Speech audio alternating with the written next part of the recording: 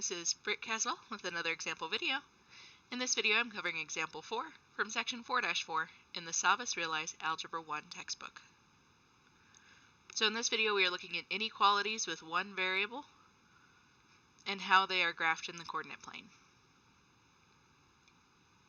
So recall, when I have a situation like x equals 3 on a coordinate plane, I'm going to have a vertical line at 3 on the x-axis.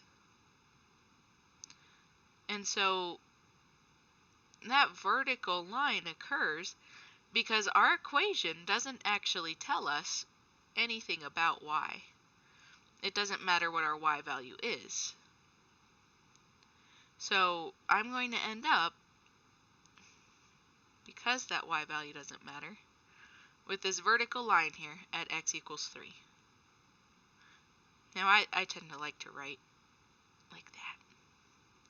Now I'm using a solid line because the inequality symbol says to use a solid line. That's what the equals to part is there.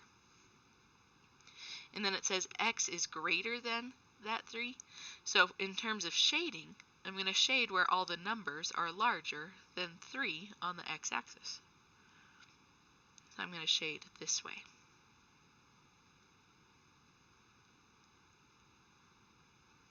Which is a lot easier with colored pencils. So now for this next one, it says that y is less than 2. So it doesn't put any mention as to what our x value is. So our x can equal anything, and our y would equal 2. So what that means in terms of our graph is I'm going to have a horizontal line at y equals 2. So it's going to go across like this. Now if I check out this line, it's telling me to use a dotted line.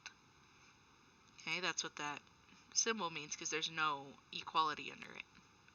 So I'm going to make a dotted line at y equals 2. And it's going to be horizontal because there's no x. So there's our line.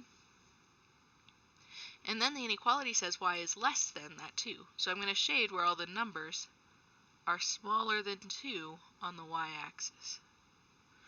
So that would be all this stuff down here.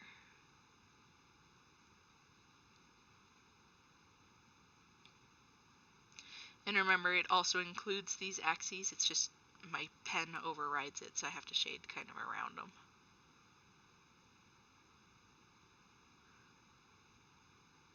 Alrighty, let's try another one.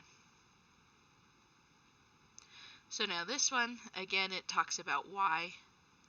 So because there's no mention of x, this is going to be a horizontal line at -2 on the y-axis. Now if you look at the inequality symbol doesn't have an equal to bar, so this is going to be a dotted line at -2, like that. And then in terms of shading, it says that y is greater than that -2, so I'm going to shade everything where the y values are higher than -2, which would be everything up on the graph this way. And again, it includes the axes, I just can't color in there very good. Alrighty. And our final example. Alright, now this one's talking about x. So it doesn't matter what my y value is, my x is at 1. So this is going to be a vertical line. Now when I think about this, right here it says that it's equal to, so I'm going to use a solid line at x equals 1, which would be right here. And it says that x is less than that 1, so I'm going to shade on everything on the x-axis that's less than this 1 value. So I'd be shading this way.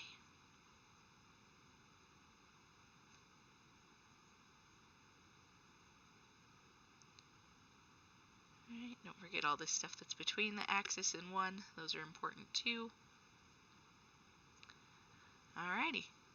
So that's how we graph single variable inequalities on a coordinate plane. Until next time.